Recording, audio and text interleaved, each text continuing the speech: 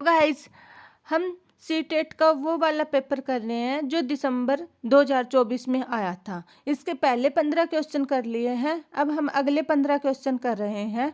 Question 16वां है अपना, children learn better if they experience. क्या कहा? बच्चे जब अनुभव करते हैं तो बेहतर रूप से सीखते हैं। कब करते हैं? ऑप्शन है low level of alternance during activity, moderate level of excitement to learn, high degree of anxiety to perform, learn helpless। मतलब गतिविधि के दौरान निम्न स्तर की सतर्कता, सीखने के लिए मध्यम स्तर का उत्साह, प्रदर्शन करने के लिए उच्च स्तर की पर चिंता या अधिगम व्यवस्था। बच्चा सबसे ज़्यादा कब सीखता है, किस रूप में बेहतर सीखता है? जब मॉडरेट लेवल का एक्साइटमेंट हो उसके अंदर, सीखने के लिए मध्यम स्तर का उत्साह हो। ये वाला ऑप्शन करेक्ट बैठेगा, क्योंकि जब हमारी सीखने की गतिविधि निम्न स्तर की होगी तो हम अच्छे से नहीं सीख सकते, और चिंता होगी उसमें भी बच्चा नहीं सीखता, अधिगम व्यवस्था में भी बच्चा नहीं सीखता। इसका सही आंसर क्या होगा? सेकंड। नेक्स्ट क्वेश्चन देखते हैं हम 17। Assertion, children below the age 5 to 6 years should not be pressurised to write properly and within the lines. Reason क्या है इसका? Children gain a control of finer motor skill from 5 to 6 years onward. क्या कहा गया है? अभिकथन में क्या कहा गया? 5 से 6 वर्ष से कम उम्र के बच्चों को ठीक से और रेखाओं के भीतर लिखने के लिए दबाव नहीं डालना चाहिए। कारण क्या है इसका? कि बच्चे 5 से 6 साल के बाद गतिक कौशल को बेहतर नियंत्रण करते हैं। भी हमें 5 से 6 साल से छोटे बच्चे को लिखने के लिए ज़्यादा दबाव नहीं डालना चाहिए, क्योंकि उनके गतिक कौशल इतना ज़्यादा बेहतर नियंत्रण में नहीं होता। हम देखते हैं छोटे बच्चों को पहले डॉट लगाना सिखाते हैं, फिर लाइनिंग, ऐसे लाइनिंग करना सिखाते हैं, फिर आकृति बनाना सिखाते हैं, ट्रेंगल की ऐसे। तो बच्चे क्या करते हैं? ऐसे सीखते हैं, वो एकदम से वाक्य को नहीं लिख पाते। तो ये बिल्कुल सही बात है। दोनों क्या है? ए सही है। इसका सही आंसर कौन सा आएगा? थर्ड। ए असरेशन सही है, ए और आर दोनों सही है। ए की आर सही व्याख्या करता है, मतलब असरेशन की रीजन सही एक्सप्लेनेशन करता है। इसका आंसर क्या आएगा? थर्ड आएगा। 17 क्वेश्चन हो गया। अब 18 देखते हैं। Children often come up with their own explanation of event around them.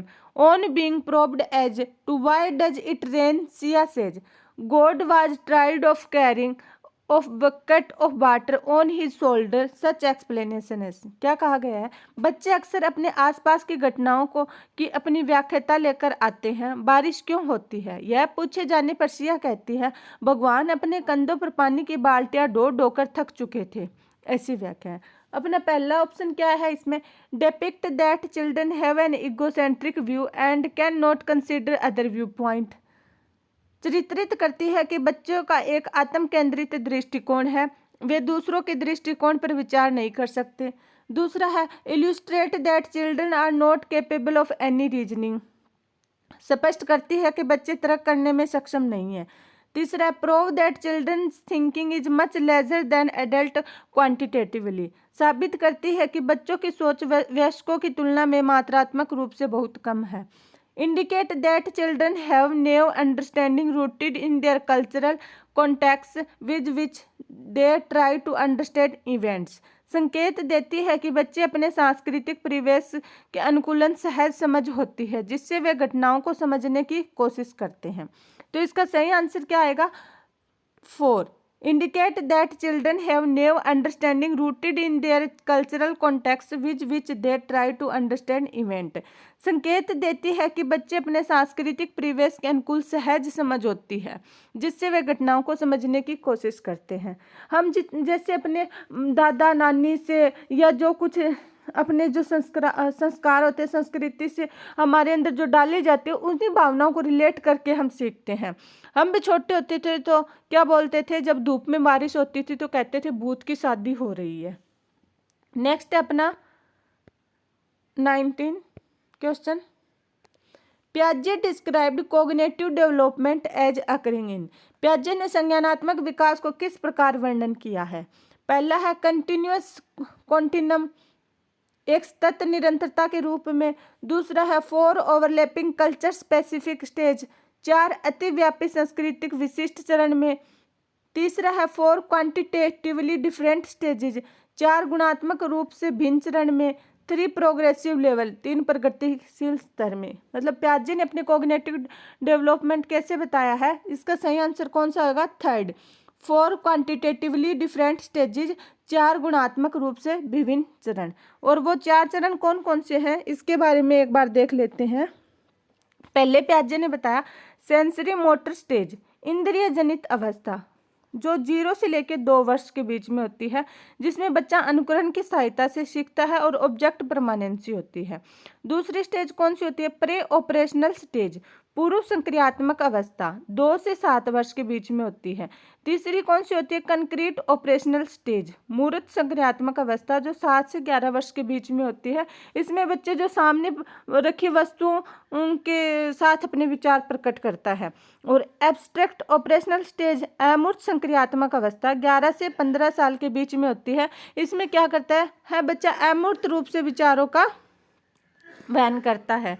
Next अपना 20 question.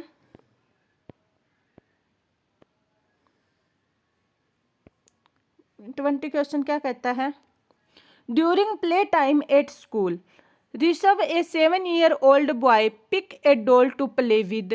Some of his peers made fun of him for his choice of toy. As a teacher who want to his student to grow up with gender role flexibility, which of the following would be the best response to the situation by the teacher? विद्यालय में खेलने के समय ऋषभ एक 7 वर्षीय लड़के ने खेलने के लिए गुड़िया उठाई। उसके कुछ साथियों ने उसकी इस पसंद के खिलौने के लिए उसका मजाक उड़ाया। एक शिक्षक के जो अपने विद्यार्थियों में लैंगिक भूमिका के संदर्भ में लचीलापन विकसित करना चाहता है को इस स्थिति में निम्नलिखित में से कौन सी प्रतिक्रिया देनी चाहिए?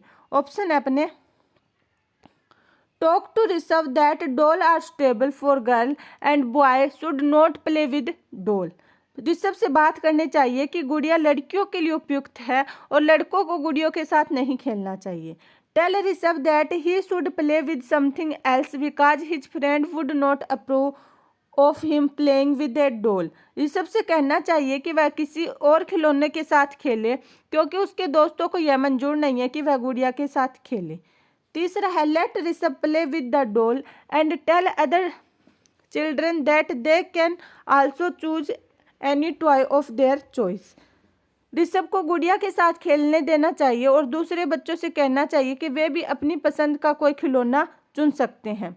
और चौथा कौन सा है, quickly take away the doll and give a car toy Rishabh without saying anything.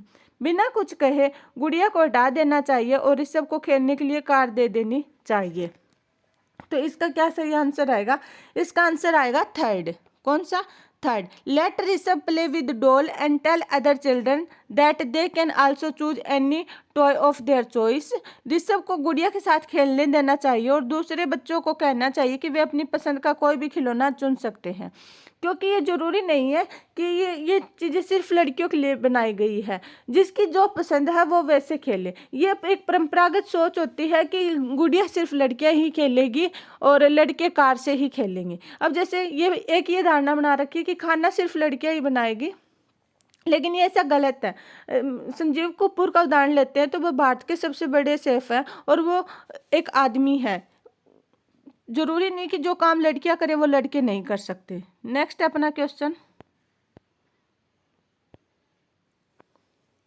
21।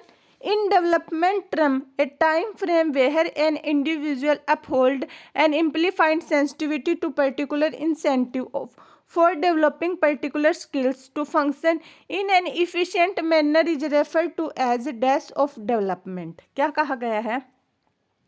विकास के संदर्भ में एक सीमा जिसमें एक व्यक्ति विशिष्ट उत्प्रेरणाओं के प्रति परिवर्तित संवेदनशीलता रखता है जिससे कि वह कुशल तरीके से कार्य करने के लिए विशेष कौशल विकसित कर सके, वह विकास की रिक्त कहलाई जाती है। क्या? इंसेंटिव पीरियड, प्रोत्साहन अवधि, स्टिमुलस पीरियड, उत्प्रेरक अवधि, क्रिटिकल पीरियड, चुनौतीपूर्ण अवधि, इनकोडिंग पीरियड, कूट लेखन अवधि। इसका सही आंसर क्या आएगा? इसका सही आंसर आएगा चुनौतीपूर्ण अवधि या क्रिटिकल पीरियड। यहाँ पे क्या भरेंगे हम, क्रिटिकल पीरियड या चुनौतीपूर्ण अवधि। नेक्स्ट है अपना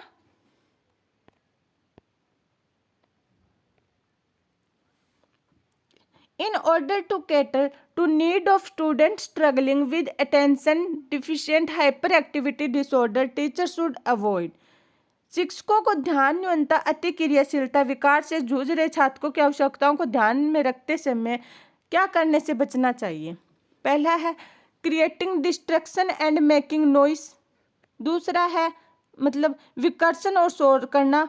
flexibility in curricular material and instruction, पाठ्यक्रम सामग्री और निर्देश में लचीलापन।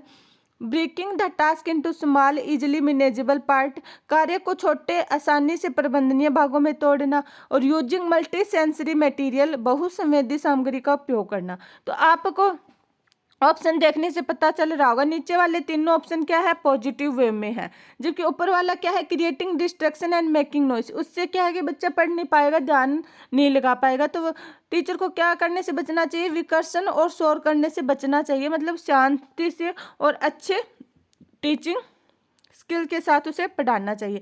इसका सही आंसर क्या होगा, फर्स्ट। ये क्या है, नेगेटिव है। 23 देखते हैं। Lawrence Kohlberg argued that, Lawrence Kohlberg ने तर्क दिया है, moral development in children occur in a continuous manner, बच्चे में नैतिक विकास निरंतर रूप से होता है।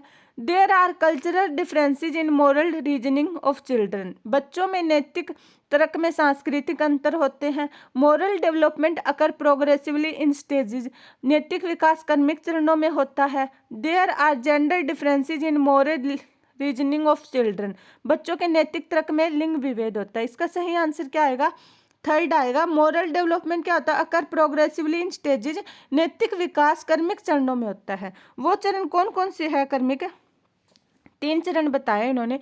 प्री कन्वेंशनल लेवल, पूर्व परंपरागत स्तर। दूसरा कौन सा है, कन्वेंशनल लेवल, परंपरागत स्तर। और तीसरा कौन सा है, पोस्ट कन्वेंशनल लेवल, उत्तर परंपरागत स्तर। नेक्स्ट क्वेश्चन देखते हैं हम 24। At which level of Kohlberg moral development does individual ethical behavior mainly depend on the mindset that what do people think of me? Kohlberg के नैतिक विकास के किस चरण में व्यक्ति का नैतिक व्यवहार मुख्य रूप से इस मानसिकता पर निर्भर करता है कि लोग मेरे बारे में क्या सोचते हैं या फिर लोग मेरे बारे में क्या कहेंगे। पहला है पोस्ट कन्वेंशनल, उत्तर पारंपरिक। दूसरा है नॉन कन्वेंशनल, गैर पारंपरिक। ये तो है ही नहीं, ऑप्शन में ही दे रखा है, बाकी कोहलबर्ग के ये तो 3 ही है, उत्तर पारंपरिक और पूर्व पारंपरिक। तीसरा ऑप्शन है प्रे कन्वेंशनल, पूर्व पारंपरिक। चौथा ऑप्शन है कन्वेंशनल, पारंपरिक। तो कौन से स्टेज में बच्चा ऐसे सोचता है कि लोग मेरे बारे में क्या कहेंगे, इसका सही आंसर कौन सा होगा, 4, कन्वेंशनल स्टेज या पारंपरिक स्तर पे सोचता है। आगे है 25 क्वेश्चन।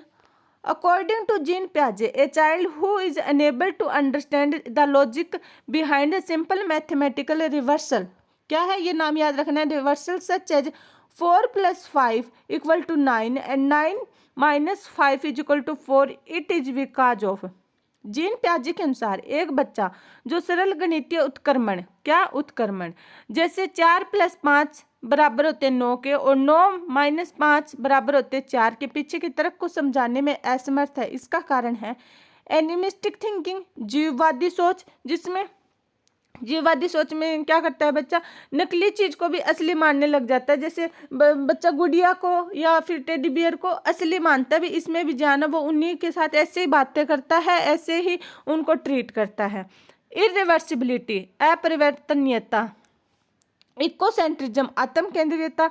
परसेप्चुअल कंसंट्रेशन, अवधारणात्मक केंद्रीकरण। तो इसका क्या आएगा, रिवर्सल का क्या आंसर आएगा, जिसमें ये बच्चे में रिवर्स तो कर लेता है लेकिन उसको इरिवर्सिबिलिटी नहीं आती। इसका सेकंड ऑप्शन सही होगा, अपरिवर्तनीयता नहीं होती। आगे है 26। एसरेशन क्या है, teacher should distance themself from student and place primary responsibility for learning on them only. शिक्षकों को छात्रों से दूरी बनाकर रखनी चाहिए, अधिगम की प्राथमिक जिम्मेदारी उन्हीं पर डालनी चाहिए। और रीजन क्या है, learning take place effectively in an authoritative rather than the democratic environment. अधिगम को एक लोकतांत्रिक वातावरण की बजाय एकाधिकारवादी वातावरण में प्रभावी ढंग से होता है। तो इसमें क्या होएगा, ये दोनों स्टेटमेंट गलत है। क्यों? क्योंकि अगर शिक्षक छात्रों से दूरी बना लेगा, उनकी सहायता ही नहीं करेगा, तो वो अपने आप से कैसे अधिगम करेंगे।